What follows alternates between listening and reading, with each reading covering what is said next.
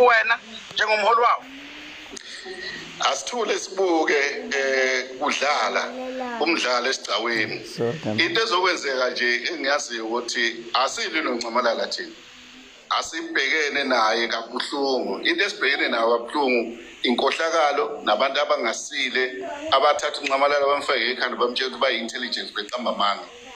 Yikho lokho kwenza ukuthi namhlanje uNcamalala la ekhona naye uma eneqiniso uzontshela ukuthi akumnandi ngoba laba bantu ababhizi bemlethela indaba ezingekho abamhlathile kahle naye kuleli qembu uhlulekile manje ukulihola ngoba akaliholi uyatshelwa ukuthi enzeni sithi ke thina Ncamalala buya uyazi wasifica sibumbene namanje uma ufuna sisebenze woza sisebenze ngaphandle uma yena engafuni ukwenza kanjalo sizodonsa ukhaphethe.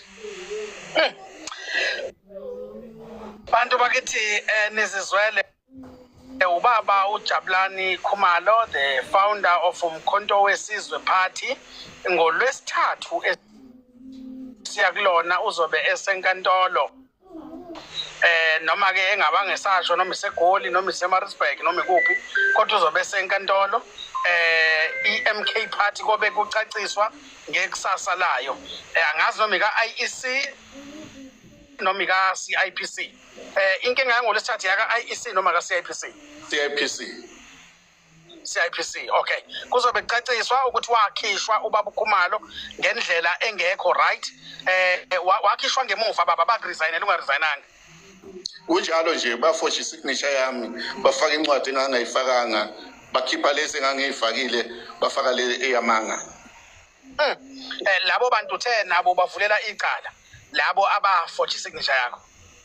Hayi likhona lelo lizobe lihleze eBloemfontein ungekude. Ela laba abafosha isignature? Yebo. Sizwe ngathi kuthinteka igama lendodakazi kaBaba uNcamalala uthe yenzeni yona?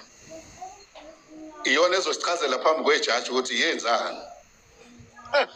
Hayi zinzima ezalapha eqenjini lomkhonto wesizwe party asingenike umndeni South Africans sibonga kakhulu kubaba uMbulazi obesivakashele namhlanje la ku clean governance. Siyabonga kakhulu ngesikhathi sakho Mbulazi, sikufisela inhlanhla, sikufisela ukuphepha, sengathi amathonga koMbulazi angaba nawe noNkulunkulu abe nawe. Siyabonga kakhulu Mbulazi kaMashobana. Baba Mvu ngiyabonga kakhulu. Siyabonga baba. Bantu bakithi siyabonga kakhulu kubaba uKhumalo. Right.